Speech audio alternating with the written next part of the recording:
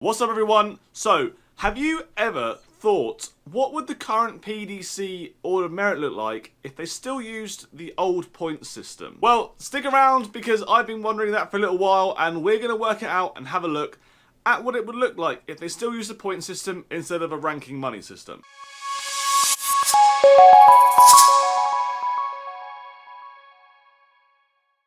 Okay, so in about 2007, they decided to stop using their point system that they were using, and they decided to go ahead and change their ranking system. So now we have the ranking system that we all know, with the prize money and everything. So that's how they do it now. But before they didn't have the prize money thing, they had a point system, and they used to earn different points for different tournaments. And doing some research into it, and I'll show you in just a second, it makes sense why they changed it, because you'll see, okay.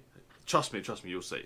Right, let's have a look at the current order of merits. So we have a look at this column here. This shows the money down the side. I've not formatted it to money, but that's the money. And then it shows this is just their ranking. Okay. So this is the current way that we rank dart players nowadays, and then this is the old rank. So this would be the point system. This shows everyone's points over the 2 years, the same 2-year order of merit, but just with points instead of money. So if I show you this, this shows the points that you would accumulate from the majors and stuff. I don't want to go through and do every single tournament ever. I just thought I'd do the main one. So the World Championships, 50 points to the winner, 40 runner-up, 30 quarters, 24 to the last 16, 16 points to the last 32, and 12 points to the last 64. Now, this is where it starts to become obvious why they changed this system.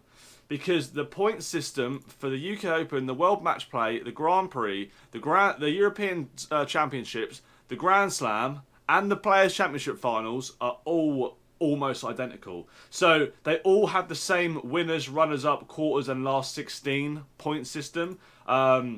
The Grand Slam doesn't have a last 32 points, and the Match Play, Grand Prix, European Championship, and Grand Slam don't have points for the last 64, but the Players' Championship Finals does, for some reason. Probably because there's 64 players in it. Okay, so that's basically what the point system are. And then Pro Tours as well. So there weren't European Tours back then in 2007, so there were no points for it.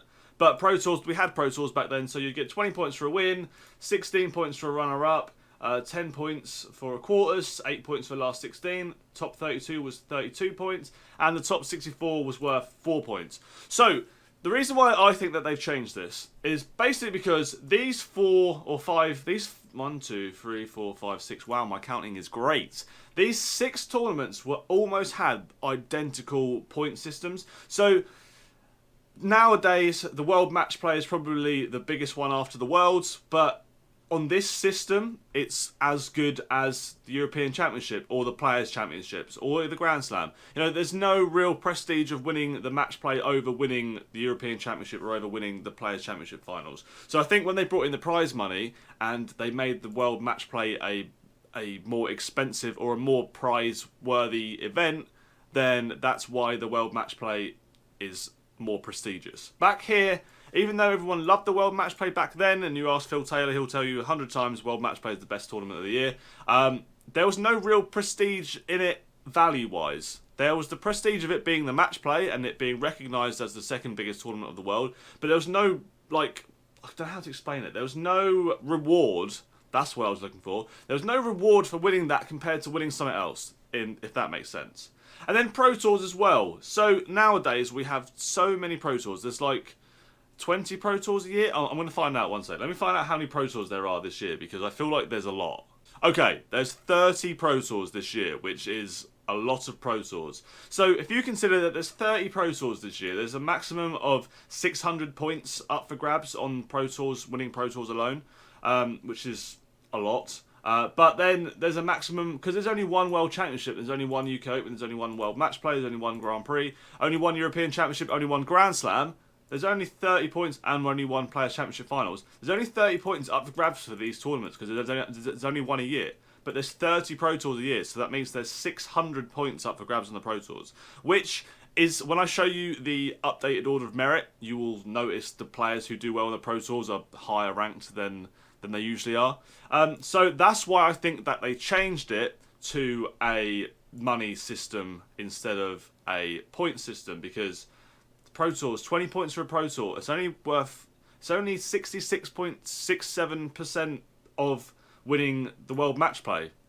But there's 30 of them, and there's only one of them. So anyway, that's my reasoning behind it. I'm sure that is the reason, that's the only logic thing. But this is what you want to find out, and we're going to have a look at the order of merit. So I'm going to make the font a bit bigger for you, so you can actually see what's going on. There we go. Okay, so if we look at the old system, the new system. This is the ranking system that we currently use. And yeah, so this is the money system, and this is the order of merit that we're all familiar with: Michael Van Gerwen, Peter Wright, Gerwyn Price, Rob Cross, Michael Smith, Gary Anderson, Daryl Gurney, Nathan Aspinall. That's the top 8 that we've known for the last few weeks.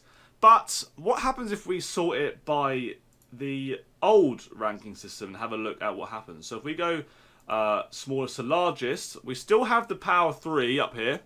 Michael Van Gerwen, Peter Wright, Gerwyn Price. But I said a minute ago that the players who do well in the Pro Tours are going to shine through. And this is where Ian White shines through. Ian White is one of the best Pro Tour players in the world. He is number 4 on the old ranking system, and he goes up 7 places as well. So Michael Smith stays the same. Dave Chisnell comes up 4 places to number 6. James Wade comes up 2 places to number 7. And then Daryl Gurney and Rob Cross both go down a little bit as well. But that's basically the premise of this video. If you want this spreadsheet, I'll put it in the description. I'll upload it to Dropbox and put it in the description, so you can have a play around with it and have a look and stuff. But the one thing I wanted to show you guys is the biggest surprise. I'm quite surprised actually Nathan Aspinall goes down 7 places in my opinion. But Jermaine Waterman up 9. He's another good Pro Tour player, so that's why he's gone up so much. But this is what I've been trying to say for quite a while now. Gary Anderson down 18 places on the old system. And the old system, although the old system isn't as good, I think the new system's a lot better. The old system still shows truths in ranking. And I've said this on videos and I've said this on Twitter, and I've been slated by people. Gary Anderson's going to struggle this year. Unless he starts winning tournaments, he's going to struggle to hold his position. He's defending, I think, over 400 grand this year. The only person defending more money than him is Michael Van Gerwen this year, and he's Michael Van Gerwen, so he'll probably just brush it off like it's nothing. But Gary Anderson is going to struggle, I'm telling you. But anyway, guys, that's the end of the video. Hope you enjoyed it. Hope you found it informative. I just set out with my idea that I will find out this information. I've wanted to do this video for a little while, and I've just never got around to doing it, and it's raining today, and so I'm not climbing any trees. So I thought I might as well use my spare time and make this video. But anyway, guys, hope you enjoyed it. Let me know in the comment section below what you think about it. Pinned comment will have a link to this spreadsheet. So if you want to see the spreadsheet, then pinned comment, and while you're down there, give the video a like and subscribe if you're new as well. Anyway, guys, hope you enjoyed it. Thanks for watching the video, and I'll see you guys in the next one. Goodbye.